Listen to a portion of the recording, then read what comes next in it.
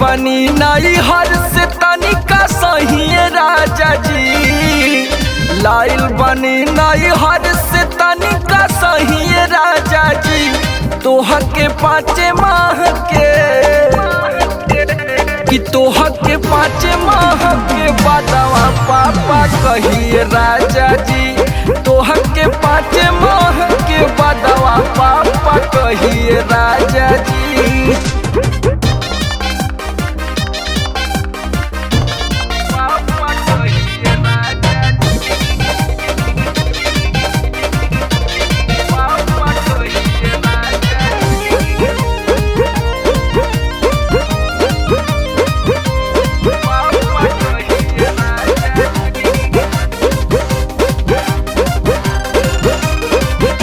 हाली हुला में मम्मीला सेट होई गईल, अचके में शादी पड़ल लेट होई गईल।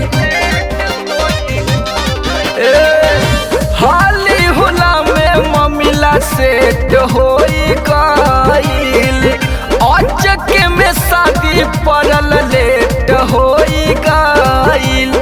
खुश होई कि मिलत जमल दही राजा जी, खुश होई कि मिलत जमल दही राजा जी। कि तोहर के 5 माह के बदवा पापा कहिए राजा जी। तोहर के 5 माह के बदवा पापा कहिए राजा जी।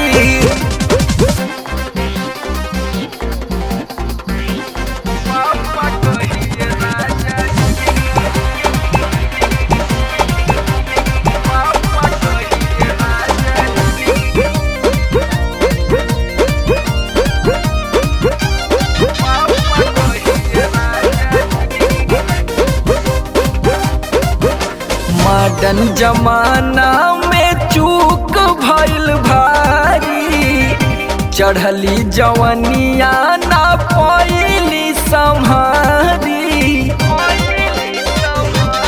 हाँ, मॉडर्न जमाना में चूक भइल भारी, चढ़ली जवनिया ना पइली सम्हारी। बाटी मिठाई घर में दिनवा चोहिए राजा जी, बाटी मिठाई घर में दिनवा चोहिए राजा जी। कि तोहर के 5 माह के बदवा पापा कहिए राजा जी। तोहर के 5 माह के बदवा पापा कहिए राजा जी।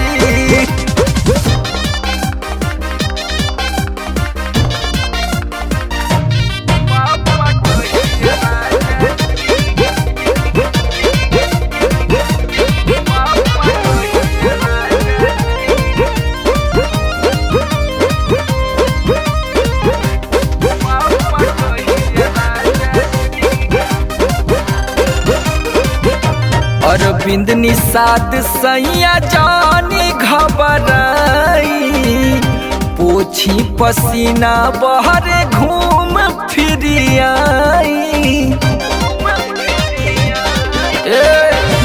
अरविंद निषाद सैया जानी घबराई, पोछी पसीना बहरा घूम फिर आई।